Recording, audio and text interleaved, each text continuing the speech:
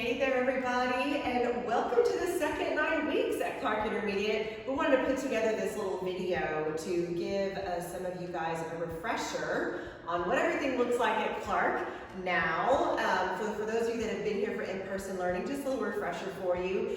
And then for those of you that have been remote and are starting back with us for the first time, we want to make sure that you are more than prepared for your first day of in-person learning on Tuesday, October 13th. We've had a lot of questions.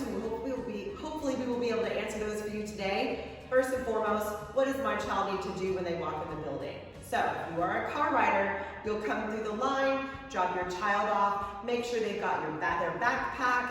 They need to make sure they bring all their school supplies with them if it's their first time coming to Clark. They're also welcome to bring their own electronic device, either their own iPad, their own Chromebook, their own laptop. But please remember, we are not responsible if their laptop gets damaged, broken, stolen. That's all on our students' responsibility to hold those items sacred. If you don't have your own device, we will absolutely issue one of our Conroe Chromebooks to your child.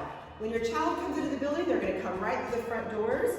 They need to be wearing a mask the entire time. If your child forgets their mask, don't worry. We have tons of masks that we provide to our students every single day. Our counselors stand at the front doors. Our two secretaries stand here. As soon as they walk in the door with their mask on, they set their things down, sanitize their hands, and they go straight into the cafeteria until we are going to release them.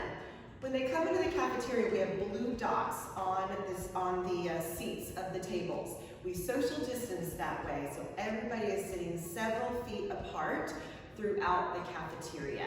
They have to wear their masks the whole time, even if they're talking with friends. After usually about 15 or 20 minutes, sometimes 30 minutes, we release one table at a time, very slowly, straight to homeroom so that kids will be able to social distance 6 feet apart while they are walking to class. Let's show you what that looks like next.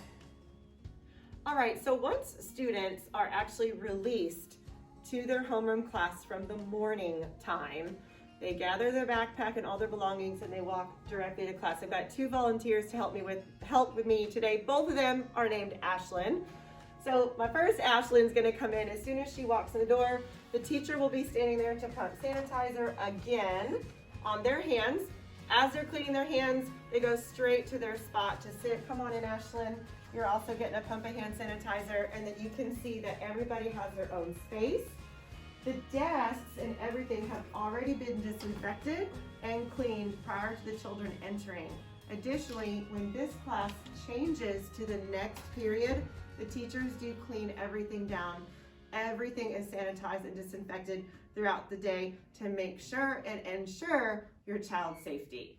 Next, let's go take a look at what we have going on for dismissal. So pretty much the rest of the day looks just like that. Even in PE and fine arts, anytime a child is switching classes, they're wearing their mask, they're gonna social distance in the hallway, and they're gonna walk into a clean space every single time. Lunch is the same way. We social distance in the cafeteria on blue dots throughout the tables. They wear their mask, they take it off when they eat, they put it back on, they can go outside with their friends. Everything is pretty much the same. But what about dismissal? What do we do here at Clark? And we want to get our new friends ready.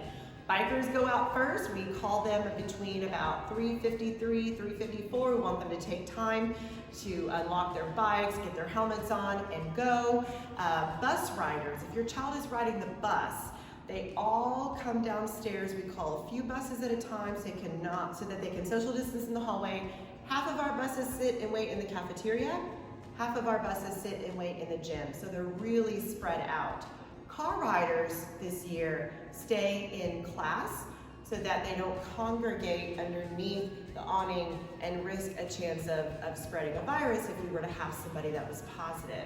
So what we do instead is once the bikers go, the walkers will go about 3:55, and then I'll start calling the car riders. You're gonna just wait in the line. We start about 3:55 or so, and we start calling names. I'll use a radio to say your student's name based on the card that you're gonna keep in your dashboard, or you can hold it up for me.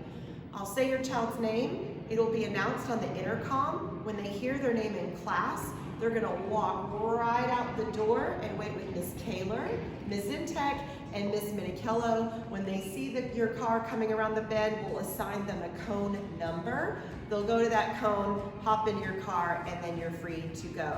Parents, we ask that you keep these in the dash the whole time. Even after I call the name, keep the name in the dash so that Miss Minichello can assign the right cone number as you're coming around the curve. It's really simple. We finish every day at about 4:10, so it only takes about 10 to 15 minutes to get through the car line. It may seem like a long time for those that have been waiting a long time to get started, but once we get started, the whole process lasts about 10 to 15 minutes. Usually when we're done with car line, we come in and our buses have dismissed as well. We usually dismiss our last bus around 4:15 to 4:20. So I hope that helps, guys. I know that we're excited to have a whole new group of students coming back next Tuesday, October 13th. As always, if you have any questions at all, just call us. We'll see you soon, Clark Cubs.